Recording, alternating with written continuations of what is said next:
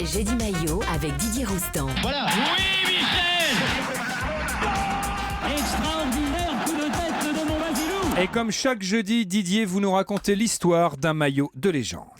Alors, c'est la légende parce que Torino, c'est la légende. C'est un vieux maillot des années 90. Alors, il est de quelle couleur pour les gens qui nous écoutent, qui ne nous voient pas sur Metz. Il est grenat. Il pensait à Metz. J'ai pensé à Metz, moi, en voyant le dos. Bon, voilà. Bon, numéro Alors, il est 14, grenat ça. avec des petits reflets, il y a des petits Il y a des losanges. petits reflets. Alors, Indesit, tu te souviens de la publicité qui passait en France, peut-être un peu jeune Non, non, c'est Indesit. les électroménagers italiens.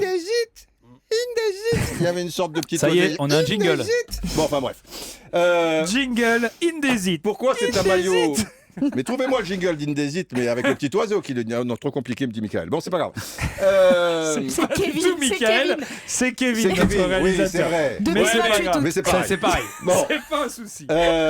Tu feras attention, Tor- il y a Tori- Christophe Torino, Cazard qui veut te dire quelque c'est chose. un- Et Jean-Louis Vandel aussi c'est qui un veut club te poser une question. particulier pour les Italiens parce que c'est le Torino. grand club de l'après-guerre qui gagne 4 titres d'affilée, 46, 47, 48, 49. Mais en mai 49, il y a la catastrophe de Superga, qui est une colline qui domine Superga. la ville de Turin et il rentre d'un match international. Il n'y avait pas la Ligue des Champions à l'époque, mais il y avait des tournois, Coupe latine, des trucs très importants et tout.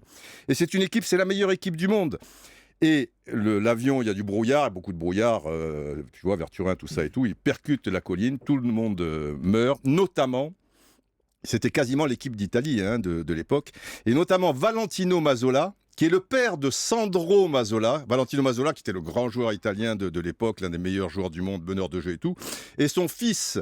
il y avait beaucoup de photos de son fils qui accompagnait Valentino donc à l'entraînement, etc. et tout. Deviendra un grand joueur, lui, mais à l'Inter Milan dans les années 60, où il gagnera 2 Coupes d'Europe des clubs champions avec l'Inter en 64-65, fera la finale de la Coupe du Monde 70, etc. et tout.